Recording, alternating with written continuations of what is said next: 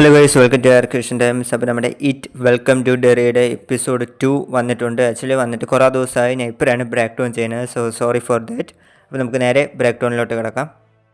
അപ്പോൾ കഴിഞ്ഞൊരു എപ്പിസോഡിലാണെങ്കിൽ നമ്മുടെ തിയേറ്ററിൽ വെച്ച് ആ പിള്ളേരെയൊക്കെ കൊല്ലുന്നൊരു സീനുണ്ടായിരുന്നു, മ്യൂട്ടേറ്റഡ് ബേബി വന്ന്. അപ്പം അതിനുശേഷം ഇപ്പം നമ്മുടെ ലില്ലി ആണെങ്കിൽ ഇതൊക്കെ കണ്ട് ഇങ്ങനെ സ്വപ്നത്തിൽ നിന്ന് നെട്ടി എണീക്കുന്ന ഒരു സീനാണ് നമുക്ക് കാണാൻ പറ്റുക.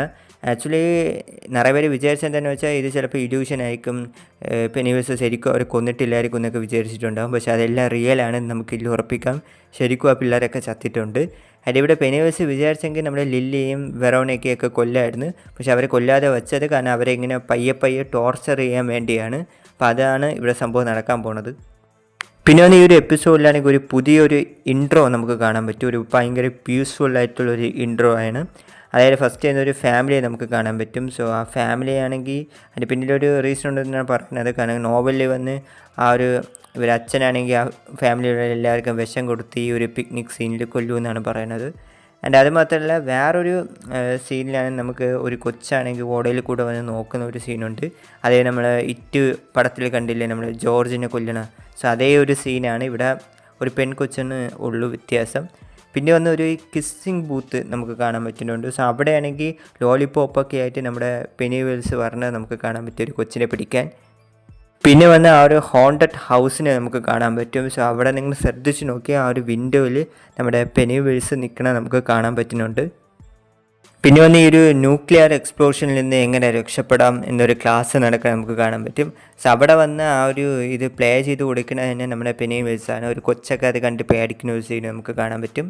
പിന്നെ വേറൊരു സീനാണെങ്കിൽ നമ്മുടെ പെനിവേഴ്സ് ആണെങ്കിൽ ഗണ്ണൊക്കെ വെച്ച് ഷൂട്ട് ചെയ്യാനായിട്ട് നമുക്ക് കാണാൻ പറ്റും. സോ അവിടെ കുറച്ച് ഗാങ്സ്റ്റേഴ്സൊക്കെ ഉള്ളത് നമുക്ക് കാണാൻ പറ്റും. സോ ആ ഒരു ഫൈറ്റ് സ്റ്റാർട്ട് ചെയ്യിപ്പിച്ചതേ പെനിവേഴ്സാണ്.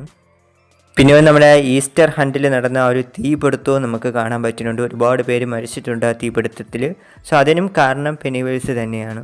അപ്പോൾ ഇനി നമ്മുടെ ഈ ഒരു എപ്പിസോഡിൽ കിടക്കുകയാണെങ്കിൽ ഇതിൽ ഓപ്പണിംഗ് സീനിൽ തന്നെ നമ്മുടെ ഹാങ്കിൻ്റെ ഒരു വീടാണ് നമുക്ക് കാണാൻ പറ്റുന്നത്. സോ അവിടെ വന്ന് പോലീസൊക്കെ വന്ന് നിൽക്കണ കാണാൻ പറ്റും. സോ പോലീസ് വന്ന് ഇവനായിരിക്കും അത് ചെയ്തത്, ആ പിള്ളേരെയൊക്കെ കൊന്നത് എന്നുള്ള ഡൗട്ടിൽ വന്ന് നിൽക്കുന്നുണ്ട്.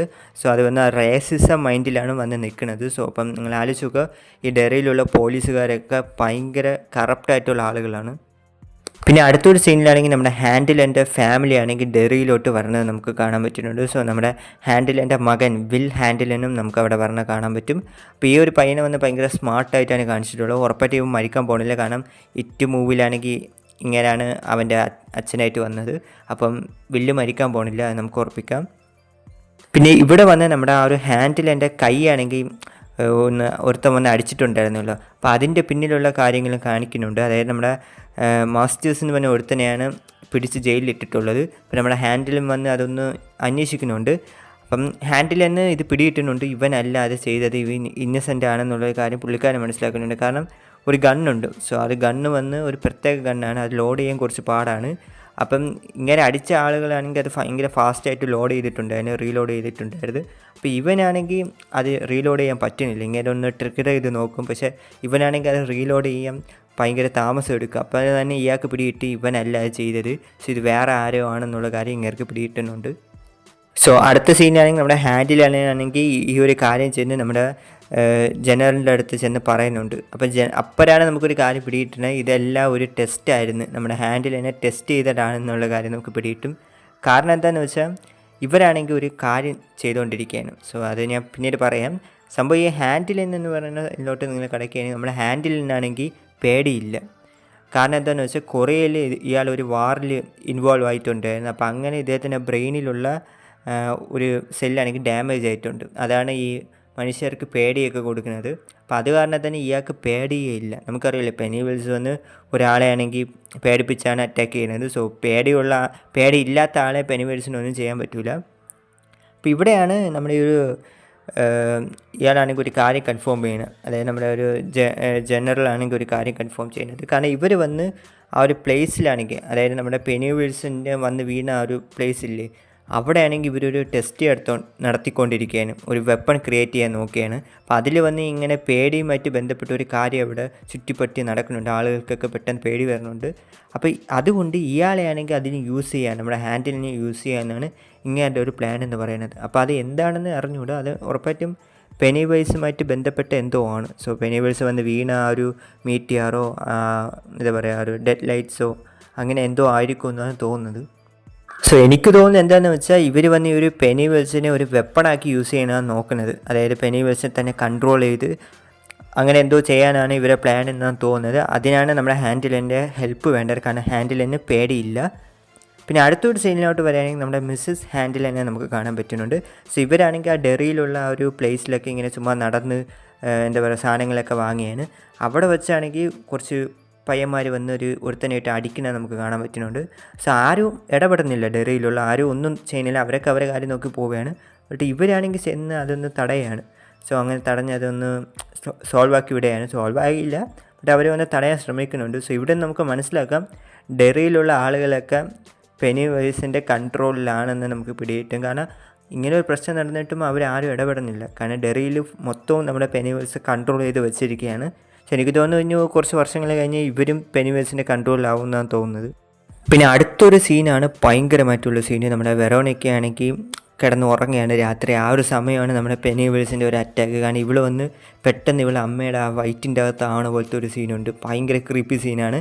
ആൻഡ് അവളാണെങ്കിൽ ആ വയറ്റിൻ്റെ അകത്ത് നിന്ന് ഒരു പ്രഗ്നൻസി പോലെ വെളിയൊക്കെ പറഞ്ഞായിട്ട് കാണാൻ പറ്റും. സോ ഇവിടെ വെറോണിക്കയുടെ അമ്മയുടെ ഫേസ് അതേപോലെ തന്നെ വെറോണിക്കയുടെ കറക്റ്റ് അമ്മയുടെ ഫേസാണ് ആ ഒരു വെഡ്ഡിങ് സമയത്തുള്ളൊരു രീതിയിലാണ് കാണിച്ചിട്ടുള്ളത്. ആൻഡ് അവിടെ വന്ന് ഈ ഒരു വെറോണിക്കയാണെങ്കിൽ പെനിവൈസ് അറ്റാക്ക് ചെയ്യാനൊക്കെ ഭയങ്കരമായിട്ട് നോക്കുന്നുണ്ട്. ഭയങ്കര ക്രീപ്പി സീനാണ് അത്. സോ അവിടെ വന്ന് നമ്മുടെ പെനിവൈസിൻ്റെ ഒരു കണ്ണ് നമുക്ക് കാണാൻ പറ്റുന്നുണ്ട്. സോ പയ്യെ പെനിവൈസ് ഒരു രൂപം എടുത്ത് തുടങ്ങി എന്ന് നമുക്ക് മനസ്സിലാക്കാൻ പറ്റും. സോ ഈ ഒരു സീന് ഒരു ഭയങ്കര ക്രീപ്പി സീനാണ്. പിന്നെ ഒരു സീനിലാണെങ്കിൽ നമ്മുടെ ഫാൽക്കൺ ക്ലബ്ബ് നമുക്ക് കാണാൻ പറ്റുന്നുണ്ട്. സോ അവിടെ കുറച്ച് ബ്ലാക്ക് മാൻസ് ഒക്കെ ഇരുന്ന് സംസാരിക്കുന്നത് കാണാൻ പറ്റുന്നുണ്ട്. നമ്മുടെ ഡിക്കൊക്കെ അവിടെ ഉണ്ട്, നമുക്ക് കാണാൻ പറ്റും.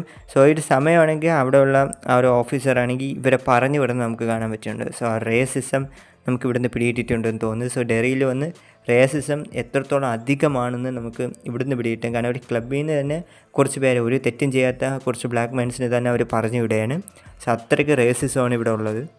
പിന്നെ അടുത്തൊരു സീനിലോട്ട് നമ്മൾ കടക്കുകയാണെങ്കിൽ സ്കൂളാണ് നമുക്ക് കാണാൻ പറ്റുന്നത്. പക്ഷേ നമ്മുടെ വെറോണിക്കയാണെങ്കിൽ നമ്മൾ ലില്ലിയിലെടുത്ത് ഈ ഒരു കാര്യം സംസാരിക്കുന്നുണ്ട്. കാരണം അവൾക്ക് നടന്ന ആ ഒരു അനുഭവം രാത്രി നടന്ന അത് പറയുന്നുണ്ട്. അത് മാത്രമല്ല ഇവള് ലില്ലി അടുത്ത് പറയാണ് നീ പോലീസിൻ്റെ അടുത്ത് പറ ഇങ്ങനെ ഒരു മോൺസ്റ്ററാണ് അവരെ പിടിച്ചത് എന്നൊക്കെ പറയുന്നുണ്ട്. കാരണം ഇവളെ അച്ഛനെ രക്ഷപ്പെടുത്താനാണ് ഇവളെ വെറോണിക്ക ഇങ്ങനെ പറയുന്നത്. പക്ഷേ നമ്മുടെ ലില്ലിയാണെങ്കിൽ തിരിച്ച് പറയാൻ എന്താണെന്ന് വെച്ചാൽ ഇങ്ങനെയൊക്കെ പറഞ്ഞ് ആരും വിശ്വസിക്കാൻ പോകുന്നില്ല, മോൺസ്റ്റർ പിടിച്ചെന്ന് പറഞ്ഞ്.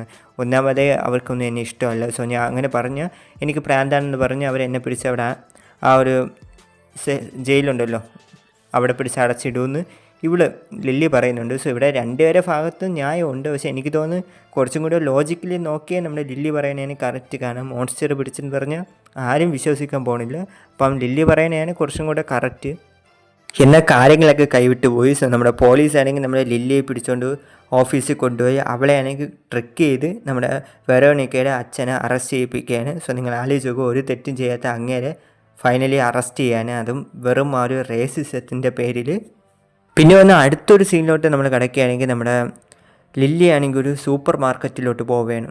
അപ്പോൾ അങ്ങനെ പോകുന്ന സമയത്ത് അവിടെ നമ്മുടെ പെനിവൈസിൻ്റെ ഒരു സംഭവമുണ്ട്. സോ അവിടെയുള്ള ഓരോ ആൾക്കാരെ ബോഡിയിലാണെങ്കിൽ പയ്യെ നമ്മുടെ പെനിവൈസ് ടേക്ക് കൺട്രോൾ ചെയ്തിട്ട് നമ്മുടെ ലില്ലി ആണെങ്കിൽ അറ്റാക്ക് ചെയ്യാനായിട്ട് നമുക്ക് കാണാൻ പറ്റുന്നുണ്ട്. അതായത് നമ്മുടെ ലില്ലിയുടെ അച്ഛനാണെങ്കിൽ ഇങ്ങനെ മരിച്ച് ഒരു അച്ചർ കുപ്പിയുടെ അകത്തായെന്നാണല്ലോ പറയണത്.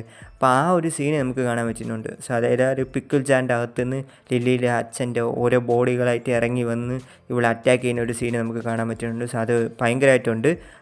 അപ്പോൾ ഇതൊക്കെ കാരണം തന്നെ നമ്മുടെ ലില്ലിക്ക് വീണ്ടും വട്ടായി എന്ന് ഉറപ്പിച്ച് നമ്മുടെ ലില്ലിയുടെ അമ്മ തന്നെ ഇവിടെ കൊണ്ട് എവിടെയാണോ പോവല്ലെന്ന് ആഗ്രഹിച്ച അതേ പ്ലേസിൽ തന്നെ ഇവിടെ കൊണ്ട് ആക്കുകയാണ്. സോ അവിടെയുള്ള ആളുകളൊക്കെ കുറച്ച് ക്രീപ്പി ആയിട്ടാണ് ഉള്ളത് ആ പ്രാന്താലയത്തിൽ. സോ എനിക്ക് തോന്നുന്നത് അവിടെ മൊത്തം പെനിവൈസ് കൺട്രോൾ എടുത്തതെന്നാണ് തോന്നുന്നത്. സോ ഇനി ലില്ലി അവിടെ നിന്ന് എങ്ങനെ രക്ഷപ്പെടുമെന്ന് നമുക്കിനി അടുത്ത എപ്പിസോഡിൽ കണ്ടാൽ അറിയാൻ പറ്റൂ. ആൻഡ് പിന്നീട് ഒരു സീനിലാണെങ്കിൽ മറ്റേ വർക്കൊക്കെ നടന്നുകൊണ്ടിരുന്നില്ല നമ്മുടെ പെനിവൈസിൻ്റെ ആ ഒരു കാര്യങ്ങളൊക്കെ കണ്ടുപിടിക്കാൻ വേണ്ടി.